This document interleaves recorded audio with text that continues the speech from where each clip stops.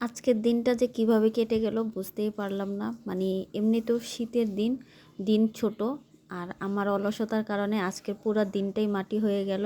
Hello guys, আসসালামু আলাইকুম ওয়া রাহমাতুল্লাহি ওয়া বারাকাতুহু। আশা করি সবাই ভালো আছেন, সুস্থ আছেন।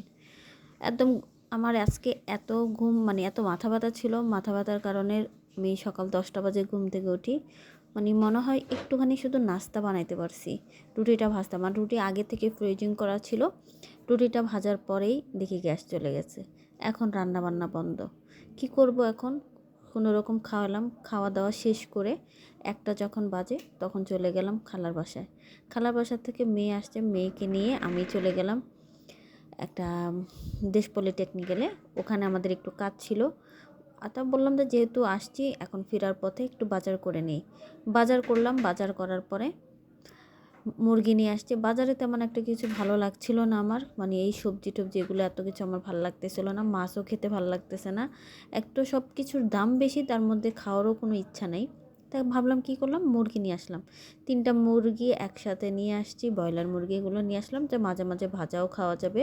অনেকভাবে আমরা মুরগিটা খাই, মুরগিটা খেতে এখন ইদানিং আবার একটু ভালো লাগতেছে। তা মুরগি নিয়ে আসলাম। এখন আনতে আনতে আমাদের 4টা বাজছে। যখন আমরা বাসায় ফিরি তখন বাজে বিকেল 4টা। এখন পর্যন্ত কিছু খাওয়া হয় নাই। কী করব, মা আর মেয়ে মিলে কোনো রকম একটা পাউরুটি ছিল, পাউরুটিটা খেয়ে ফেললাম। পাউরুটি খাওয়ার পরে দেখি যে একটু পেটে শান্তি। তখন এই রান্নার জন্য শুরু করে দিলাম। মুরগি কোটাকাটি করে ধোয়া পাটা করে এখন রান্না বসাবো।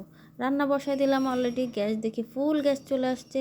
আমি একটু যে আমার তাড়াতাড়ি রান্না হয়ে যাবে, তো শুরু করে দিলাম রান্নাবান্না শুরু করতে করতে শেষ হতে হতে আমাদের প্রায় 5টা বেজে গেছে, মাগরিবের আজান।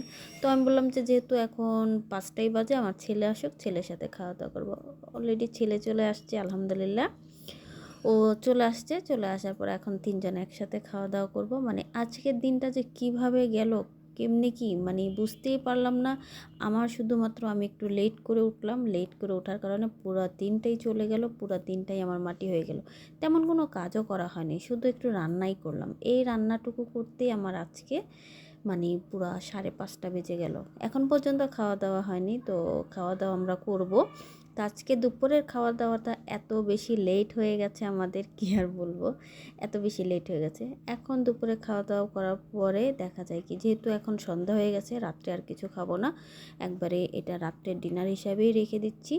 তো যখন এখন আজকে আমাদের ঘরের সবচেয়ে ছোট যে সদস্যটা, ভাইয়ের মেয়ে, ও আবার দেশে চলে গেছে। তো খালা যেহেতু একা, তা ভাবলাম যে আজকে খালার বাসায় যাব।